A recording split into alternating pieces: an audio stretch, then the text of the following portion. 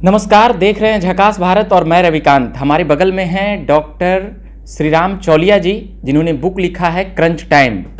नरेंद्र मोदी के national security crisis पर जो भी समस्याएं आई है और क्या कुछ बातें हैं, मैं इस बुक को पढ़ा नहीं हूँ, ये अंग्रेजी में है। और उसके बाद मैं कुछ सवाल करूँगा इस बुक से जुड़ी हुई। और नरेंद्र मोदी को इसमें हीरो के तौर पर दिखलाए हैं सर एकदम। और जो ड्रेस पहनाए हैं कह सकते हैं कि आर्मी का है। इस पे देख सकते हैं क्रंच टाइम ये बुक है और इसमें नरेंद्र मोदी जी टोपी पहनकर चश्मे लगाकर पूरे स्क्रीन पर भी आपको दिख रहा होगा। उसके बाद हम अभी कुछ सवाल लेंगे नेशनल सिक्योरिटी क्राइसिस से जुड़ी हुई। तो इस किताब के पीछे लिखने का कारण क्या रहा चौलिया जी?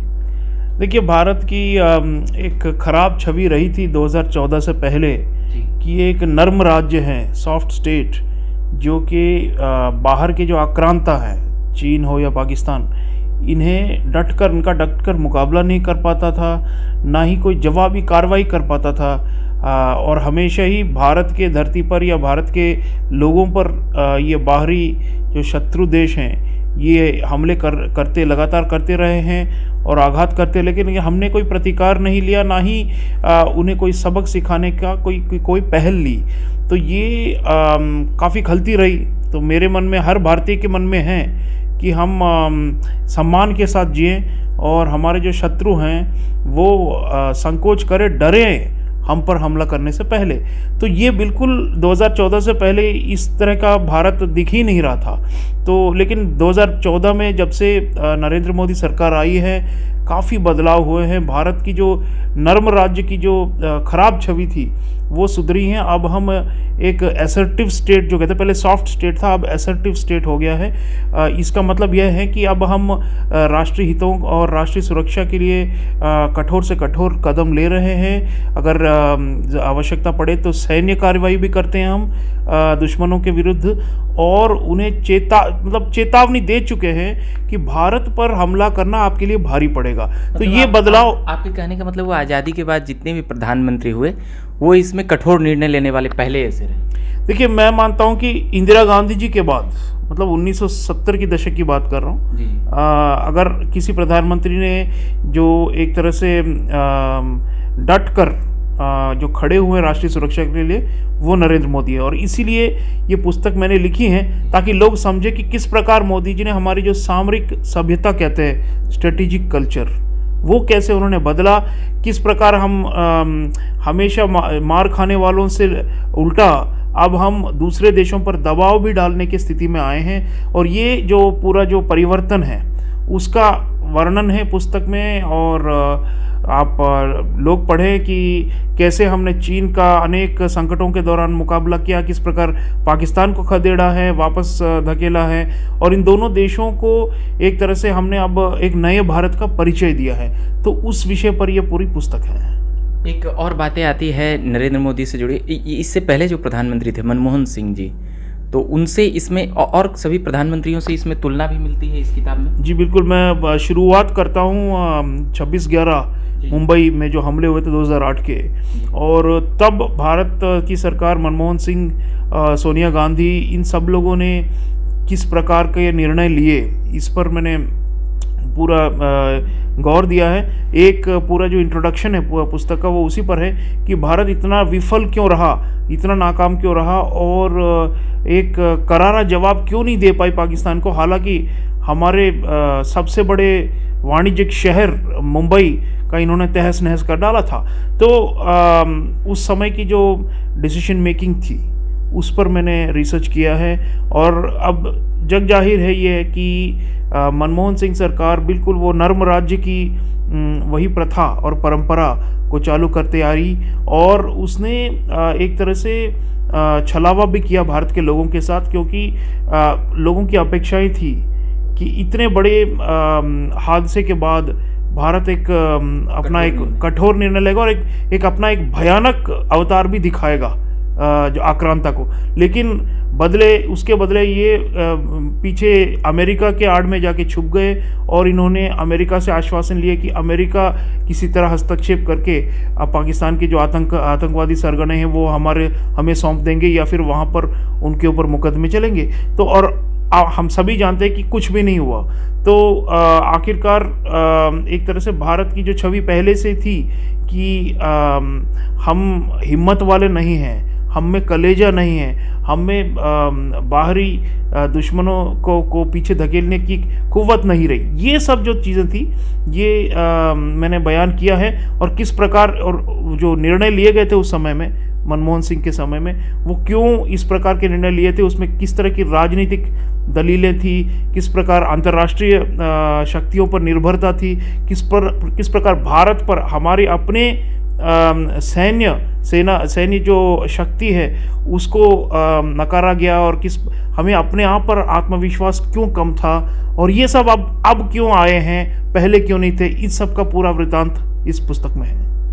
अगर यह सरकार, अगर सपोज डेट अभी मोदी सरकार नहीं रहती, तो ये किताब आप इस प्रकार से प्रमुखता से बोलते और कहते?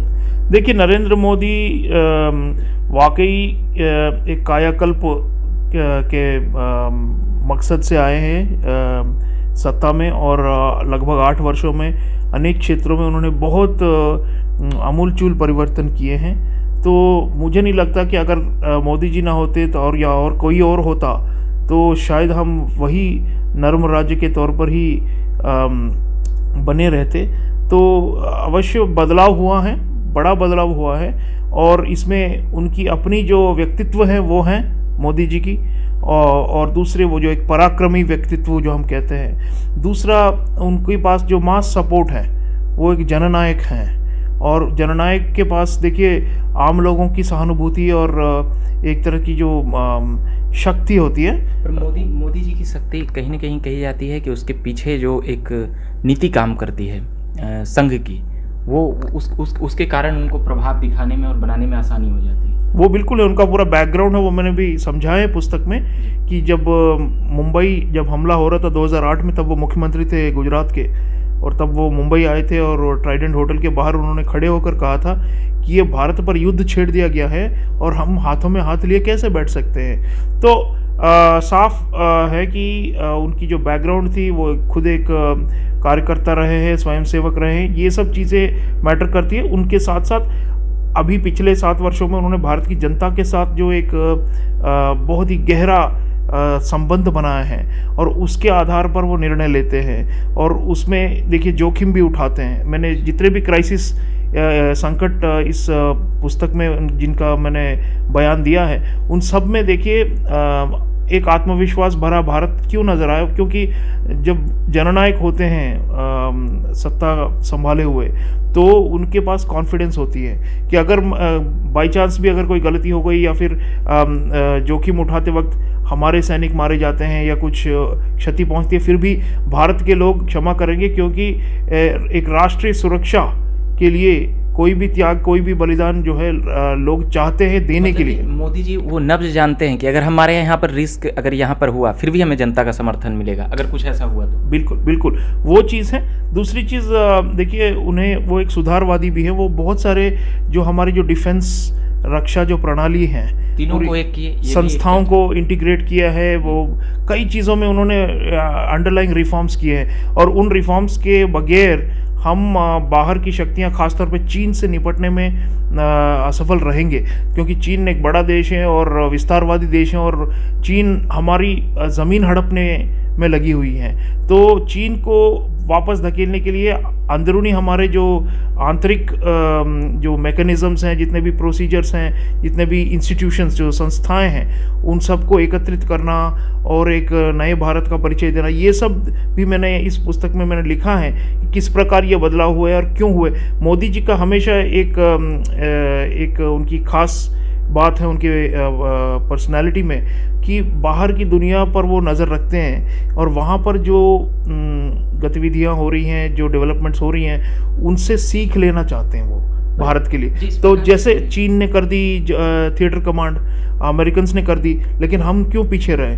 तो इस प्रकार उन्होंने जो जितनी नौकरशाही थी, जितने लोग बीच में अड़चने लगाते थे कि ये मत करो, वो मत करो, ये ना, ये वैसे ही रहेंगे, उन सब के ऊपर उठकर उन्होंने जो रिफॉर्म्स किए सुरक्षा के क्षेत्र में, वो तभी हो पाए क्योंकि उनकी नज़र विश्व स्तर पे जो हो रहे बदलाव पर। वो हमेशा कहते हैं कि आज जो युद्ध हैं और युद्ध नीति है, कूटनीति है, इन सब के भी नए आयाम विश्व भर में देखने को मिल रहे हैं। तो हम क्यों पीछे रहे, हम भी उसी लेवल तक जाकर नए सुधार अपनाएं ताकि भारत भी उन सब का मुकाबला कर। हमारा मंतव्य है कि आखिर जाके हमें एक लीडिंग पावर बनना है विश्व में, एक विश्व गुरु बनना है। अगर ऐसा बनना है तो अपने आप को सशक्त करना होगा और सुधार निरंतर करने होंगे, नवाचार निरंतर करने होंगे, और सुरक्षा के क्षेत्र में भी उन्होंने बहुत नवाचार करके दिखाया है। अभी एक प्रश्न आएगा, आप अंतर्राष्ट्रीय संबंधों को जानते समझते और बतलाते रहें, जैसे कि बेहतर जो भारत का जो आज़ादी के बाद से ही हम लोग जोड़ेंगे विदेश नीति भारत की, उससे पहले की तो वो अलग एक टर्म हो जाएगा। तो उसके बाद का जो प्रधानमंत्री थे उसमें नेहरू जी की विदेश नीति बहुत ही प्रभावी कही जाती है और बहुत ही बेहतर कहा जाता है, और उनके ही ढर्रे पर चलने के लिए कई प्रधानमंत्रियों ने वो रूल फॉलो किया। तो क्या उसको नरेंद्र मोदी तोड़ते हुए नजर आए हैं? देखिए, परिस्थितियाँ अलग हैं। नेहरू जी के ज़माने में एक शीत युद्ध हुआ करती थी जिसमें सोवियत संघ और अमेरिका दो खेमों में विश्व को बांटने में लगे हुए थे। तो तब हमने गुटनिरपेक्षता की बात की थी, नॉन अलाइनमेंट। लेकिन आज चीन जिस प्रकार उसका जो खतरा मंडरा रहा है भारत पर, और जिस तरह से उन्होंने 2020 में खासतौर जिसका पूरा पुस्तक में मेरा विवरण है, उस पर वो जिस प्रकार से उन्होंने भारत को एक धौंसिया रवैया अपनाकर डरा धमकाने की कोशिश की और हमसे ये ज़मीन छीनने की कोशिश की, इससे साफ जाहिर है कि अब वो गुटनिरपेक्षता में कुछ रखा नहीं है। तो मोदी जी ने इसीलिए क्वाड जो देश कहते हैं, अमेरिका, जापान, ऑस्ट्रेलिया, भारत, इन चारों का जो एक समूह है, इसमें बहुत सारा डिप्लोमेटिक एनर्जी उन्होंने, कूटनीतिक ऊर्जा उसमें डाली है।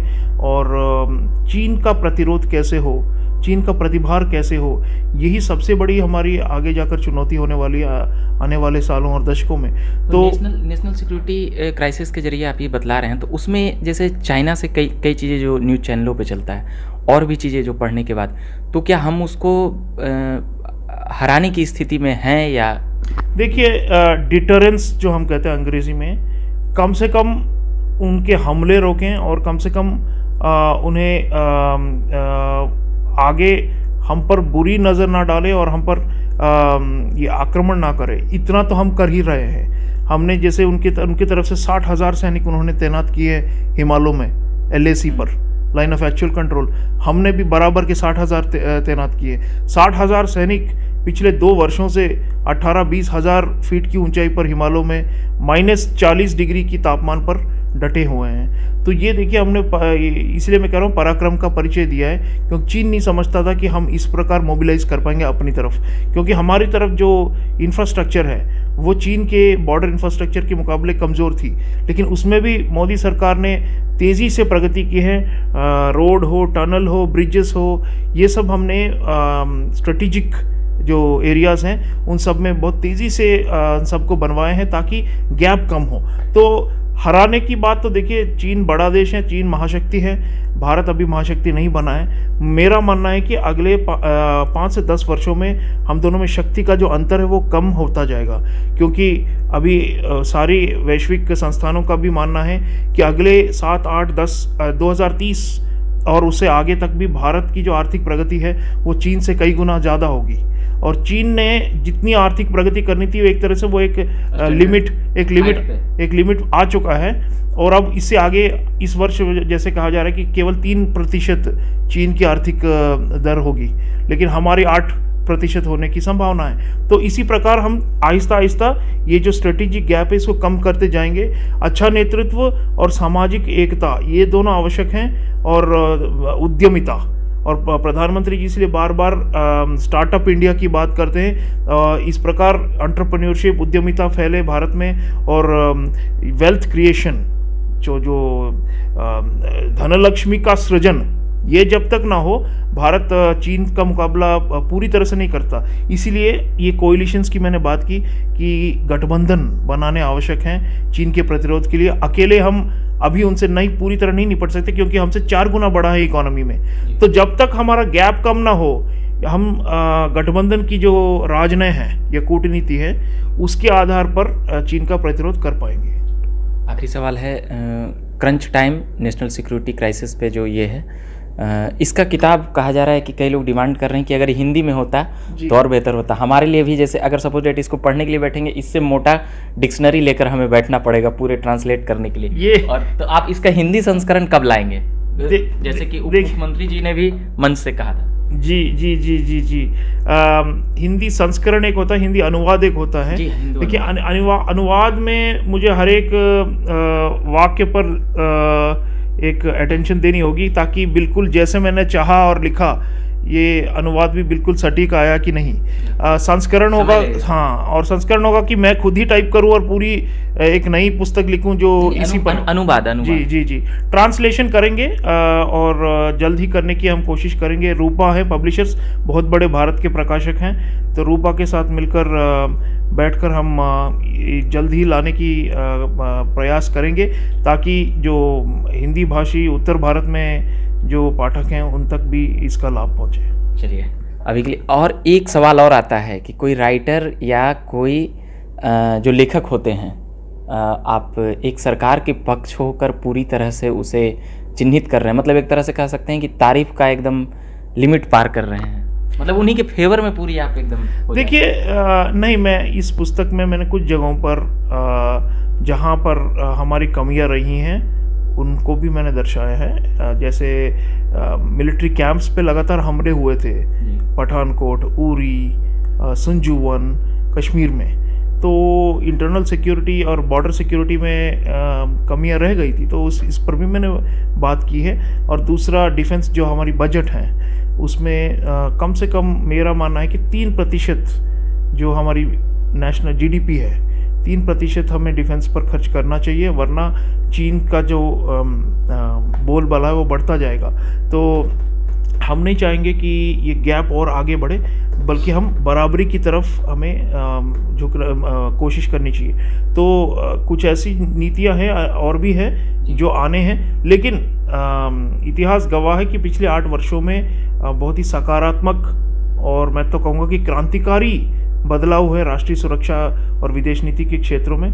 तो तारीफ तो बनती है, आई मीन जैसे अंग्रेजी में कहते हैं ना, give credit when it is due, तो यही मैंने किया है कि जो हकदार हैं उनको तारीफ तो मिलनी चाहिए। अभी के लिए इतना ही कहूँगा, और भी तमाम खबरें मैं लाता रहूँगा। अभी फिलहाल डॉक्टर श्रीराम चौलिया जी थे जो क्रंच टाइम पुस्तक के लेखक हैं, उन्हीं के जरिए नेशनल सिक्योरिटी क्राइसिस पर और अंतर्राष्ट्रीय संबंधों को जानते समझते और बतलाते रहते हैं। तो इनको धन्यवाद कहेंगे कि इन्होंने वक्त दिया, और भी पॉलिटिकल अपडेट्स देखते रहिए। तमाम मुद्दों के साथ मैं आता रहूँगा। मेरा नाम है रविकांत कश्यप। धन्यवाद।